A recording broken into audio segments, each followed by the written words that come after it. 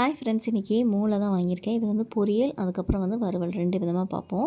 பொரியலுக்கு பார்த்திங்கன்னா வெங்காயம், பச்சை மிளகா, பட்டை, கிராம்பு இதோட பார்த்திங்கன்னா கொஞ்சம் கொஞ்சம் தான் எடுத்துக்கணும். பச்சை மிளகா இதுக்கு பார்த்திங்கன்னா மஞ்சத்தூள், மிளகுத்தூள், எண்ணெய் வச்சு அதில் கடுகு, உளுந்தம்பருப்பு கொஞ்சம் ஜாஸ்தியாக போட்டிங்கன்னா லைட்டாக சிம்மில் வச்சு வறுக்கணும். அப்போ தான் அது வந்து சாப்பிடும்போது கொஞ்சம் கடிப்பட்டு சூப்பராக இருக்கும். இது பாருங்கள், அவ்வளோதான். வெங்காயம் எல்லாத்தையும் நல்லா வதக்கினோன்னே கொஞ்சம் மிளகுத்தூள், மூளையை சேர்த்து இது பண்ணணும். இன்னொரு பக்கம் தோசைக்கல்ல எண்ணெய் ஊற்றிட்டு மூளையை அப்படியே டைரெக்டாக சேர்த்துற வேண்டியதான். இதில் மஞ்சத்தூள், உப்புத்தூள், மிளகுத்தூள், சோம்புத்தூள், சீரகத்தூள், மிளகாத்தூள் எல்லாம் போட்டு சிம்மில் வச்சு ஃப்ரை பண்ணிகிட்டே இருக்கணும். இது அவ்வளோதான். அப்படியே ட்ரை ஆனோன்னா நம்ம எடுத்து சாப்பிட்டா இது ஒரு வித்தியாசமான டேஸ்ட் இருக்கும்.